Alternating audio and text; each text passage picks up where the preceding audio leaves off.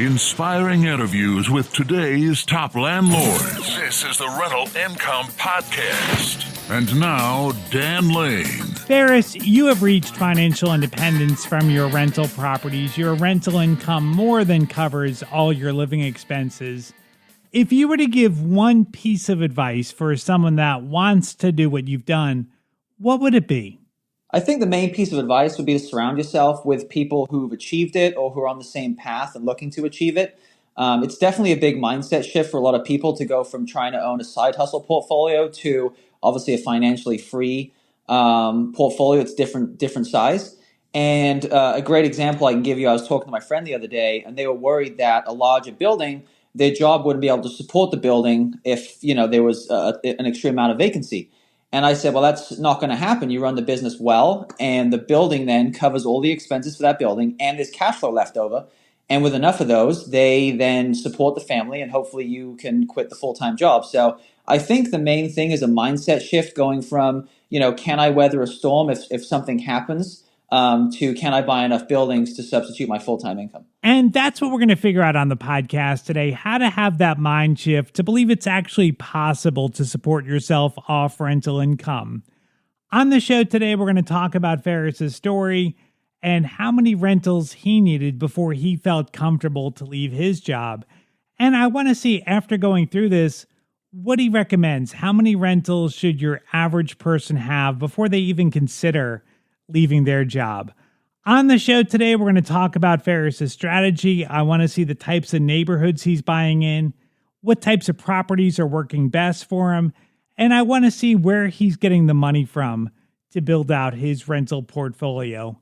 Joining us on the show today for a repeat appearance from Northwest Indiana is Farris Gosea. We'll take a really quick break to thank our sponsors. We'll come right back, and we'll talk to Farris. Do you ever feel like you're using too many tools to manage your rentals, or maybe you're struggling to manage your rental finances? I wanted to introduce you to a platform to help you simplify your rental property finances. It's Baselane. Baselane is a rewarding banking platform where you can consolidate your rental finances while earning cash back and a high interest rate. Baselane also doesn't charge any hidden fees like traditional banks do. Baselane is also a rent collection platform where you can automate your rent collection so that you get paid on time every month and you're not wasting your time chasing down late payments. Baselane is also a simple and easy-to-use accounting platform where you can categorize your transactions and monitor your cash flow. Baselane is an all-in-one platform designed to help you manage your real estate business and save you time and money. The best part about it, it's totally free. You can learn more and sign up today. Just go to baselane.com. That's BASELANE.com. Baselane.com. It's a lot of work to find a really good rental property, and when you actually find that property, you want to make sure you're working with a lender that can get that loan closed. The lender that I recommend is Chaley Ridge from Ridge Lending Group. She's a nationwide lender, and her specialty is helping investors finance rental properties. She has a ton of loan programs, and she can find something customized to you for your situation. If you want to find out more or you're ready to get started today, just go to ridgelendinggroup.com. That's RIDGE lendinggroup.com. NMLS 42056. Rental Income Podcast. Farris, you've been on the podcast a couple of times, but for anyone that isn't familiar with your story, can you give us the real quick Cliff Notes version of how you got started buying rentals? Yeah, the Cliff Notes version. So I started 5 years ago. I was working as a tennis coach at the time and wanted to invest in real estate. So I bought a single family home as my first investment. Didn't know anything about real estate investing really. So after I closed, figured out how to, rent it out, put it on Zillow, run their credit, their background, that sort of stuff. Fast forward a couple years from that day, I was at around 40 units, and the net cash flow on those after expenses was about $15,000. And I think that was the first time I came on your show. And fast forward to today, the portfolio has 920 units. I personally own 670 of those. A couple of the smaller buildings initially, the 28s and the 30s, I partnered on, but now I buy everything myself. And the net cash flow today is $170,000 a month. $170,000 a month is your net after everything, all your mortgages, repairs, management. You're profiting $170,000 a month. Yeah, plus or minus, obviously, a fluctuation based on vacancy, bad debt, repairs up and down, larger bills. But that's going to be the average monthly, and that Wow. doesn't include the principal pay down. That's incredible. I mean, and you've got 920 rentals. I mean, that sounds mind-boggling to me. It's hard to even wrap my head around that. Now, as someone that's reached financial independence, do you think you need 920 rentals, or could someone do it with a smaller portfolio? No, you can absolutely do it with a smaller portfolio, of course. At this point, I'm just scaling a large company and hopefully to add many, many more properties. I love what I do. But if we're talking about just a financial freedom and living a life where the buildings cover all your expenses and you don't have to work a full-time job, you can definitely do it with much less than 920 units. So what do you think is a good number? Now, obviously, it's going to be different for everybody, but when did you feel financially free? Was there a certain number of rentals you had when you were like, yeah, this is great, I've made it? I think that's a great question. I think around that 15,000 a month mark was where I felt comfortable to quit the full-time job and pursue other things that I wanted to do, whatever that may be for someone else. For me, it was getting into full-time brokering, actually, which I make a lot more money now doing that than a tennis coach. But I think that number of units for me was perfect with the 15,000 a month net. But again, depending on the market, if you own them free and clear, what kind of debt you have on them, anywhere from 10 to 100 units, I believe, is a number that can easily create financial freedom. So, I mean, what's your why? Why are you doing this? Why have you gone so big? It seems like there's probably a lot of headaches or aggravation or stress that maybe you're adding to your life, having more rentals. Why did you want to go so big? It's a great question, and people always ask me it. And I think, I love scaling companies. I have a couple other ones that have gotten pretty large at this point, my commercial group, for example. So I just love scaling businesses, and I love finding solutions to problems. So the more problems I get in a day, the more opportunity it gives me to find a solution to that problem. And for me, that's just something I love to do. And I have no other answer. Okay. I just love to do it, and I love growing companies. And you know what I think is really awesome about what you've done is so you were able to leave your full-time job, and now in addition to your rentals, you're also a real estate broker, and you're making money selling real estate too. How much are you making selling real estate? This year will probably be a little inside the seven-figure mark, so maybe like 1.2 million this year for being broke. So you're making $1.2 million selling real estate, and then $170,000 a month renting your real estate.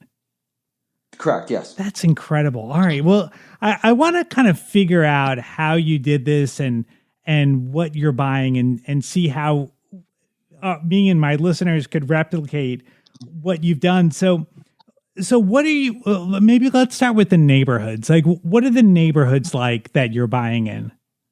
So the neighborhoods I typically target B neighborhoods. Everyone loves an A neighborhood, but typically the rentals there are not going to be conducive to cash flow enough.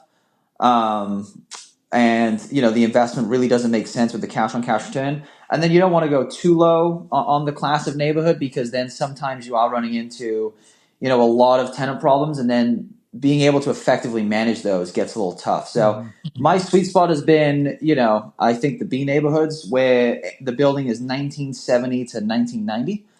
So nothing too old, nothing that needs a major hole in terms of renovations, but also something that's not too new, because again, those get very expensive and the cash on cash return just isn't as good. All right. So you're not buying rundown buildings and fixing them up.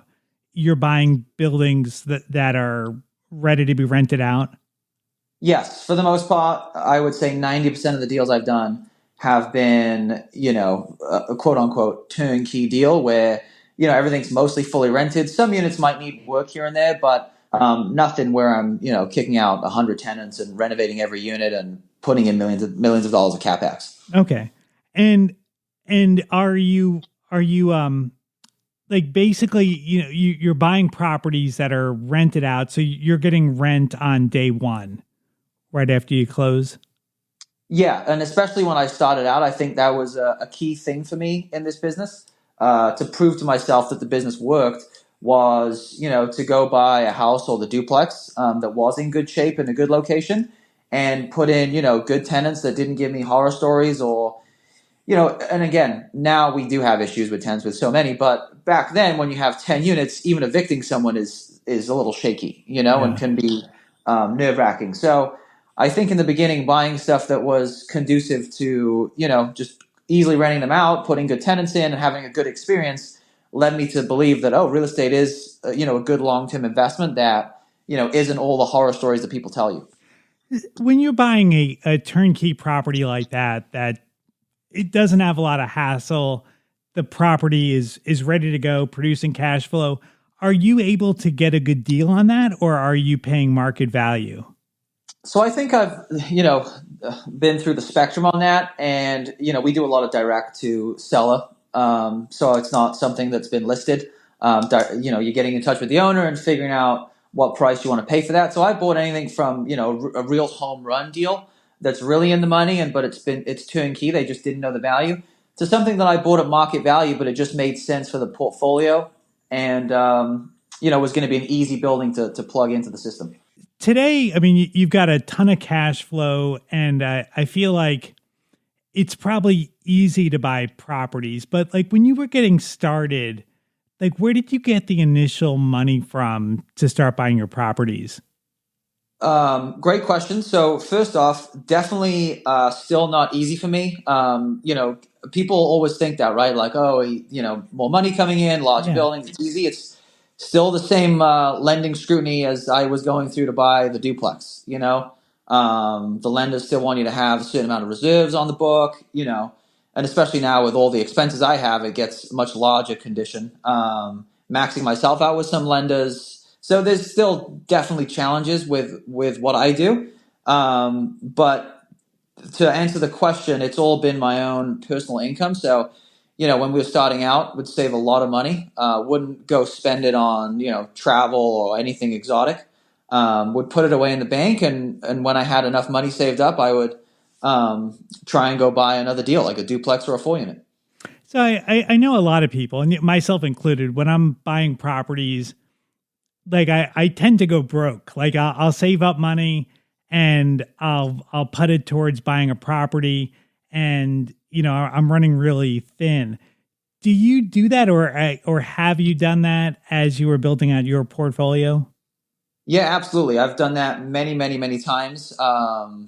Every like a lot of the times when I've bought a property, I wouldn't have had enough to go buy another one. I remember when I bought number 19, I had maybe 3,000 in the bank. That wasn't enough to go buy another property, but I think it drove me to figure out how to increase my income so I could scale a little quicker. And that has helped me, I think, get to where I am today, just continuing to buy and not holding off, because I'm like, well, if I buy this one, I won't have enough money for another one.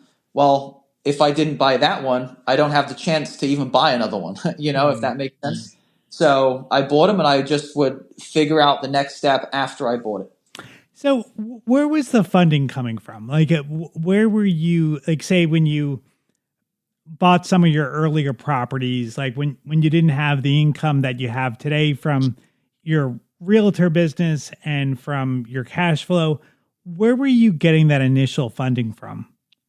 Yeah, so I was a tennis coach, and this was back 5 years ago, and I was making around 150,000 a year. So not a bad, salary for the year. And I would again be really frugal, would save up as much money as I could, put that towards a building. I think it was taking me anywhere from 3 to 4 months to go from buying my next duplex to my next 4 unit. And again, I was putting 20 to 25% down regular conventional lending. So, in those first 2.5 years, I did go from zero to, I think the 38 mark.